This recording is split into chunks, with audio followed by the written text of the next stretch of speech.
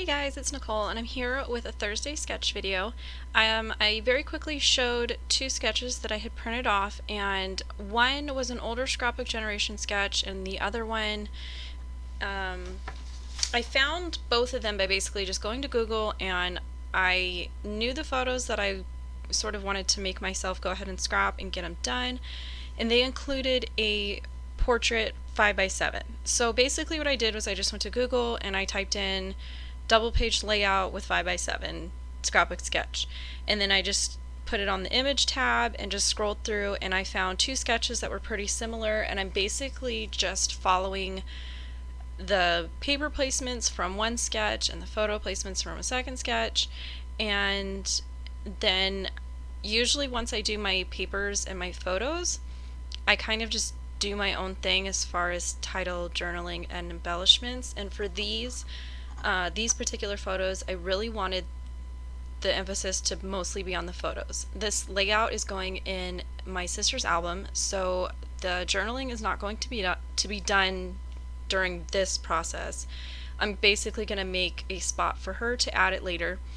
And typically with stuff like that, when I want my photos to be the emphasis and I sort of want them to stay in the foreground, I like to go simple with product and embellishment type stuff. So again, I'm following two different sketches and just kind of making them work for what I have and my particular style.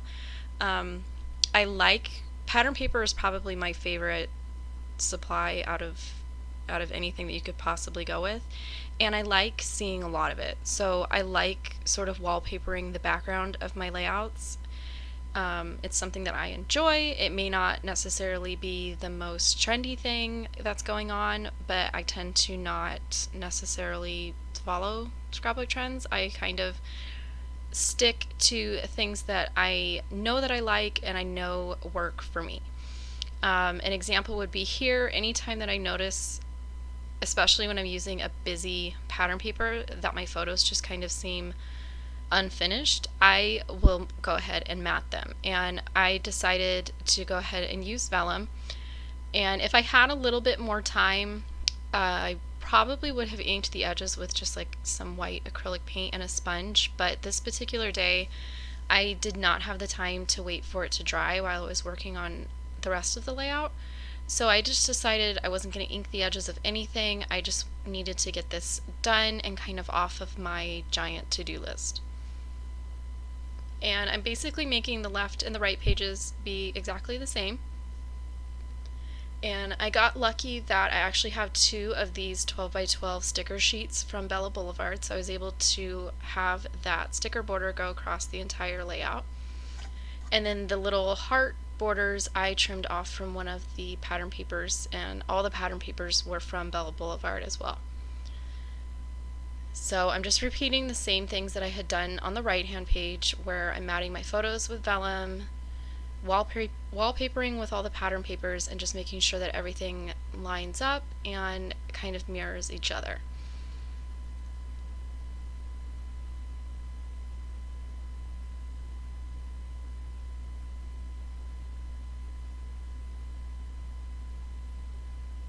And this is typically what I will almost always do with a sketch, is I sort of use the sketch to figure out my photo placements and my paper, like how I want the background to be.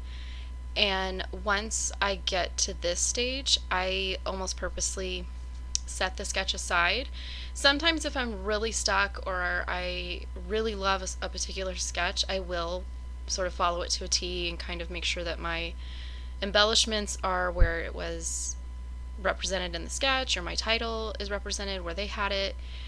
But most of the time I will just kind of set the sketch aside and sort of do my own thing.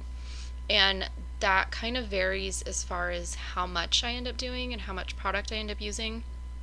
But like I said before, with these particular photos, it wasn't my story to tell. I know my sister well enough to know that she doesn't have a story to tell. These were just photos that she had taken of her kids in front of the tree, and then she had shared them with various family members so that we had our own copies and stuff.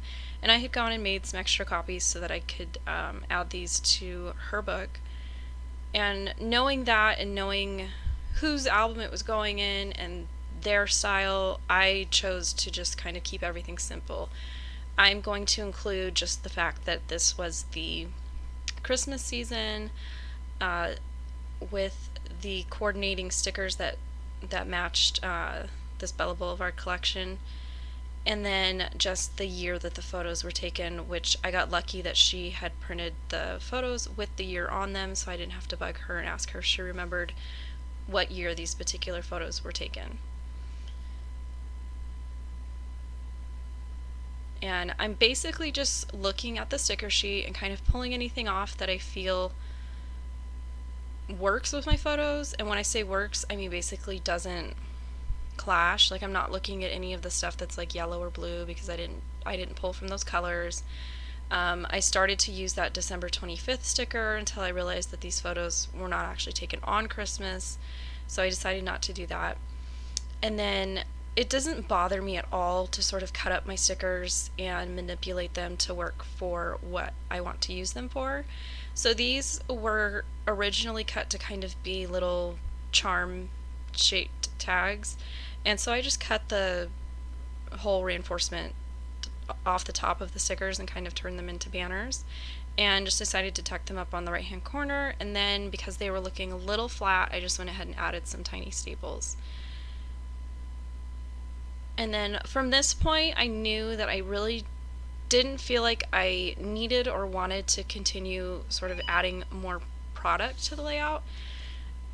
So for me, a finishing touch to a layout is something like enamel dots or sequins, and so I just decided to do sequins since it was a Christmas themed layout.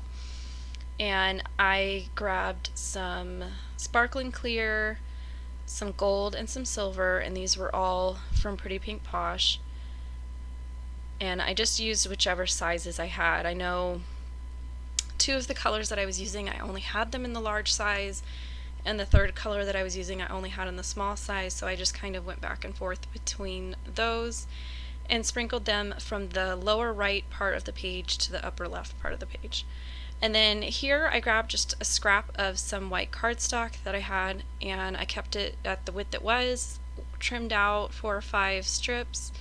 And this is what is going to allow my sister a place to sort of add any information that she wants to include.